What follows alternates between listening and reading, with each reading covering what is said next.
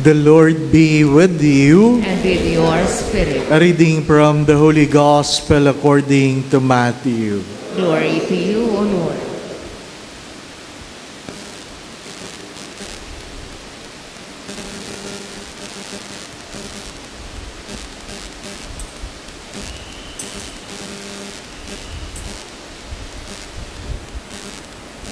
At that time, Jesus exclaimed, I give praise to you, Father, Lord of heaven and earth, for although you have hidden these things from the wise and the learned, you have revealed them to the childlike. Yes, Father, such has been your gracious will. All things have been handed over to me by my Father. No one knows the Son except the Father, and no one knows the Father except the Son, and anyone to whom the Son wishes to reveal Himself.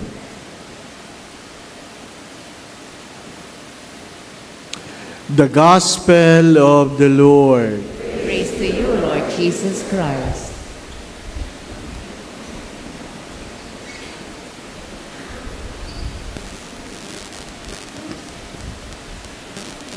There was a story about Padre Pio when he was very sick, about a fly keep coming to him. Ayon do sa libro, hindi lang ordinaryong langaw, kundi sa atin bangaw. Binabangaw si Padre Pio. Kaya yung mga kasama niyang pari ay binubugaw yung bangaw sa mukha niya. But what struck me was, Padre Pio scolded his brother priest. In the word he said, let me and my fly be together. Let me and my fly together. Hayaan nyo ako at ang aking bangaw na magkasama. Diba? Na-struck ako doon. Bakit? Ayaw ko ng bangaw eh. Ano pa? Ang hirap nga pag nagmimisa ka tapos may langaw. Di po ba? Ano? Ha? Pag dumapo doon sa chalice, anong gagawin mo? Pipisain mo ba? Di ba? Hindi nyo alam yung dilema ng mga pari. Halimbawa, hindi nyo naman kita doon sa mic, may nakadapong bangaw dyan, tapos magsasalita ka, tinatansya-tansya mo, kung pagbuka ng bibig mo, baka pumasok, di po ba? Ano? Hindi mo alam. Sino ang nilalangaw, di po ba? Pero si Padre Pio, sabi niyo, hayaan mo yung langaw na yan. Hayaan mo. And it brought me to a deeper reflection about the things we do not like in ourselves. Ano bang nilalangaw? Alam niyo na, di po ba? Ano? Pag nilalangaw ka, alam mo na kung bakit ka nilalangaw. Either nabubulok ka na o kaya ikaw ay ano. Yun na yun, di po ba? Ano? Ayaw mo yun. Why? Because we want what is beautiful in our lives. Gusto natin mabango tayo, maganda tayo. Ayaw natin tayo maging pangit. Ayaw natin tayo ay napapabilang sa mga bulok. Pero, ang paanyaya ng Santo ay, kaya mo bang tanggapin ang mga bagay na pangit sa buhay mo? Isa sa magandang sinabi ni Padre Pio ay ano, let us be saints together, so that being together here on earth, we will be together again in heaven. Be saints, so that being together here on earth, we can be together in heaven. Sayang naman, na tayo ay sama-sama dito sa lupa, ayaw nating magsama-sama sa langit, hindi po ba? Mabuti pa yung mga bata, sabi nga sa Ebanghelyo, mas madali nilang maintindihan na gusto nating pumunta sa langit. Gusto nating pumunta sa langit. Kaya nga, yung mga bata nagtatanong, sa langit po ba, Father, may aso din? Bakit nila tinatanong yon? Because they want their dogs to be in heaven also. They want the things they love to be in heaven. At merong isang eksperimento nun, na doon sa isang maliit na coupon ban, sabi ng teacher, isulat mo, i-drawing mo sa coupon ban, kung sino mga gusto mong kasama sa langit. May mga nag-drawing doon, babae, lalaki, pusa, aso. Tapos tatanungin ng teacher, o sino ito? Si Papa. Ito, sino ito? Si Mama. O ito, o yung aso nila. Yung iba, kasama yung kapatid. Ano? Pero, nandun ako Nandun ako nung pinapaliwanag ng mga bata. Siyempre, di ba? Sabi niya, oh, sino yan? Si Mama. Sino yan? Si Ate. Sino yan? Si Yaya. Tapos sabi, nasan si Papa mo? Alam mo, sabi ng bata, sikip na. Sikip na. Kasya pa talaga Ayaw mo lang isama. Yun ang nakakatakot, di po ba, ano? Na ang sarili mong anak, ayaw kang kasama sa langit. Di ba? Yung iba doon, yung lang manika niya at ang kanyang yaya. My dear friends, my brothers and sisters, nakakatawa, pero nakakalungkot. Do parents would have the courage to ask their children, will you pray or are you praying that you will see me in heaven? Magandang pagtunan ng pansin yun, hindi po ba, ano? Na pagkamisa sa loob ng simbahan, pagsikip, pinupulaan mo ang iyong katabi. Mananabi ako. Pagsikip na ganyan at mayroong tumayo sa tabi na titingnan ka, pwede pa naman sana, di po ba, ano? Tapos kayo, ganito yung iba sa inyo, titingnan nyo nakatayo. Mukhang pangit, hindi po, hindi kasya. Ay, ano ba yan? We want to be in heaven, but we are so choosy whom we want to be with. Pinipili natin kung sino ang ating kasama. Alam niyo yung kwento ng bata na kung saan tinatanong ng teacher, ba't mo binabasa yung Biblia? Hindi naman totoo yan. Ma'am, totoo ito. Ano binabasa mo dyan? Tungkol po kay Jonah, kinain po ng balyena. Ay, hindi totoo yan. Paano magkakasya si Jonah sa bunganga ng balyena? Ma'am, malaking-malaki ang balyena. Hindi kasya. Hindi totoo yan. Sabi ng bata, ay sige ma'am, pagpunta ko sa langit, tatanong ko sa kanya kung totoo o hindi. At sabi ng kanyang teacher, ay paano kung wala siya sa langit? Ang bilis ng bata, sabi niya, di kayo po ang magtanong. Kung nasa impyerno si Jonah, di magkita kayo doon, di po ba? No? If we cannot be saint here on earth, and we cannot be together here on earth, how can we be together in heaven? My dear friends, my brothers and sisters, boast not only of the things you like, but even of the things that makes it difficult for you. The second reading says, boast on the cross of Christ. Boast on the cross of Christ. Boast on the suffering. Kung ikaw ay merong pagmamalaki, ipagmalaki mo Ang sabi nga'y pagdurusa ng Diyos sapagkat ikaw ay bahagi ng kanyang pagdurusa. Can we boast of the things that made life difficult for us because it has made us a better person today than yesterday? When life is so easy, it makes us what? Weak. When life is too comfortable, it makes us weak. Boast on the things that make us a better person. We want to go to heaven. Di po ba? Let us see each other in heaven.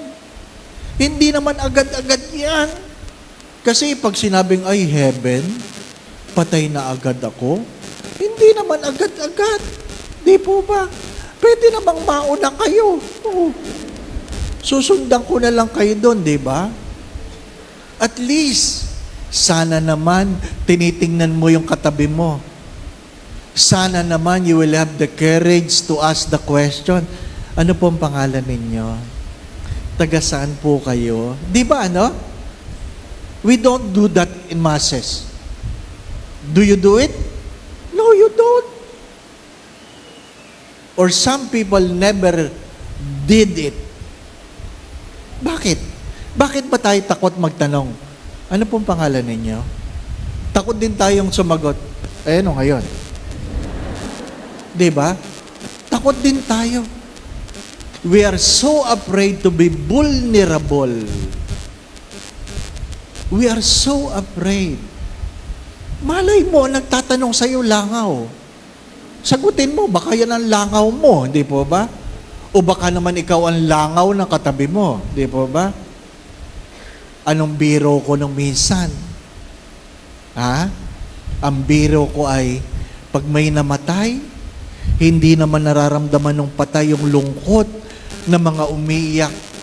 Ang umiiyak, yung mga naiiwanan, di po ba? Ano? Hindi na nararamdaman ng patay yun. Yun na lang naiwanan. Di ba? Kaya, parang putok sa kilikili yan eh. Di po ba? Pag may anghit ka, hindi mo nararamdaman. Yung katabi mo ang nakakaramdam, di po ba? Ano? Oo. Di ba? Ah, kaya ka pala tinatanong anong pangalan mo. Di ba? Meron kaming guide sa pilgrimage. Naku, alam niyo namang mahirap ang tubig sa Holy Land. So, hindi sila naliligo. Hindi sila naliligo. Ano po? Hindi ko nga alam kung naglalabas sila. Kasi 5 araw mo silang kasama, yan pa rin ang damit nila eh. Di ba? Hari nawa, nagpapalit ng pang-ilalim yan, di ba ba? Pag ako ay nasa pilgrimage, nasa harapan ako umupo para malapit sa mic. Pero pag halimbawa, hindi ko nasasabihin ko saan. Ano po? Lumilipat ako sa likod. Sabi nilang mga pilgrims, Father, ba't nasa likod ka? Sabi, kayo na sa harap para kita nyo. Di ba? At yung mga mag-uunahan sa harap, sasabihin nila, ay, alam na namin kung bakit ayaw mo sa harap. Di ba? Hindi ako nakapagdala ng Bixi. Ano po? Yun na lang ang pwede. Pero sinabi namin doon sa guide namin, sabi ko doon sa mga babaeng kasama ko, kasi guide namin, babae. Sabihin mo nga yan, mag-deodorant. Diba? Kung naliligo man yan, baka kailangan ng deodorant. O, kailangan lang may magsabi. Di po ba? Ano? Kailangan lang may magsabi. Sabihin nyo sa pamilya ninyo, kung gusto nilang makasama nyo sila sa langit, sabihin nyo na kung anong ayaw ninyo. Bakit? Baka hindi kayo makarating sa langit dahil hindi nyo masabi. Di po ba? Ano? Tinuro ko yan sa mga bata. Sabihin mo sa classmate mo na mag-toothbrush siya, Father, nakakahiya. Baka sabihin niya, ang baho ng hininga niya. Talaga naman, di ba? O, di pag hindi nag-toothbrush, sabihin mo, ngumiti ka nga. Oh. At sabihin mo, alam ko ulam mo kagabi. Di ba? Kasi alam mo eh. Kasi pag sinabi daw, alam kong ulam nyo kaninang tanghali. Ay, oh, hindi. Dinuguan, oh, hindi. May itim-itim eh, di ba ba? No? May itim-itim. Ano ulam nyo? Itlog. Oh. Eh, kailan kayo nag-ulam ng dinuguan? Kagabi. Oh. Ibig sabihin, di pa talaga nag-toothbrush yun, di ba ba? No? What I'm trying to say, as Padre Pio invites us, can we accept our own vulnerabilities? If you cannot accept your own weaknesses, you will never accept the weaknesses of other people. My dear friends, my brothers and sisters, please listen. If you cannot accept your own weaknesses, it will be impossible for you to accept the weaknesses of your brothers and sisters. If you cannot accept them, then it will be difficult for you to love them. If you cannot love them, then never entertain the thought that you will go to heaven. Madali lang magdasal, madali lang magnobina, pero mahirap magmahal. Hello? Inuulit ko, madali lang magsimba, madali lang magdasal, madali lang magnobina, pero mahirap magmahal. Sa huli, ang lahat ay susukatin sa pagmamahal. Kaya nga, nagpapasalamat ako kay Padre Pio. Sa kapirasong langaw, mayroong magandang pagninilay. Hindi ka palaging mabango. Hindi ka palaging maganda. Hindi ka palaging malakas. Hindi ka palaging masaya. Hindi ka palaging bata. Darating ang araw, ang lahat ng ayaw mo sa sarili mo, makikita mo at kailangan mong tanggapin. At hari nawa, nakikita mo at tanggap mo na sa gitna ng iyong pagkakasala, hindi lang ng iyong kahinaan, minahal ka ng Diyos sa simula't simula. Kaya nga po, palagi ko itong sinasabi, pwede kang magbigay ng walang pagmamahal, pero kahit kailan, hindi ka pwedeng magmahal nang hindi ka marunong magbigay. Pwede kang magtiis ng walang pagmamahal, pero kahit kailan, hindi ka pwedeng magmahal nang hindi ka marunong magtiis. Pwede kang magsakripisyo ng walang pagmamahal, pero kahit kailan, hindi ka pwedeng magmahal na hindi ka marunong magsakripisyo. Pwede kang magpatawad ng walang pagmamahal, pero kahit kailan, hindi ka pwedeng magmahal nang hindi ka marunong magpatawad. Pwede kang magsimba ng walang pagmamahal, pero kahit kailan, hindi ka pwedeng magmahal nang hindi ka marunong magsimba. Mga minamahal na mga kapatid, huwag mong aasahan na makakapasok ka sa pinto ng langit nang minsan di ka nagmamahal. Sabi nga ni Mother Teresa ng Calcutta, dahil pag ikaw ay nagmahal, binubuksan mo ang iyong puso sa mga pagkakamali ng iba at binibigyan mo ng kapangyarihan ng ibang tao, lalong-lalo na ang iyong mga minamahal na ikaw ay saktan. Kaya yung iba, nagsisimba, nagbibigay, naglilingkod ng walang pagmamahal. Bakit? Ayaw nilang sila'y masaktan. At sabi ni Mother Teresa rin, hindi bali nang ako'y masaktan dahil ako'y nagmahal kaysa hindi ako nagmahal dahil takot akong masaktan. Balik tayo sa langaw ni Padre Pio na Peretrina. Hindi bali nang ikaw ay nilalangaw. Alam mong ikaw ay tao. At sorry, hindi ikaw ang tae. Diba? Inuulit ko. Hindi bali nang ikaw ay nilalangaw dahil tanggap mong ikaw ay tao, pero alam mong hindi ikaw ay tae. Yan ang katotohanan ng buhay. Yan ang katotohanan ng buhay. Pagka minsan masakit man, pero kailangan mong tanggapin. Amen. Yung tinapay po dito sa harap, ano po? Ipamimigay. Ano po? Yung mga diabetic, kayo unang kumuha. Ano po? Ang tinapay, ang pandesal, simbolo ni San Antonio de Padua. Ito, pandikoko ito, alam ko. Lord, bless this bread, that this bread may nourish us, not only physically, but also spiritually. All this we ask through Christ our Lord. Tinapay po yan. Ito po yung relic ni Padre Pio. Hindi yan relic ha, ito tinapay. Ito po rin. Baka hindi nyo lang napapansin na mayroon pong first class relic ang Greenbelt Chapel ni Padre Pio. Ano po? Ano po yung relic ni Padre Pio? Yan po yung mga dugo na tumulo sa corporal habang nagmimisa. Ano po? Dugo yan. First class relic. Ano po? You can touch it and say your prayer. My dear brothers and sisters, it is of no accident that Padre Pio became the secondary patron of Greenbelt Chapel. There must be a reason. There must be a reason.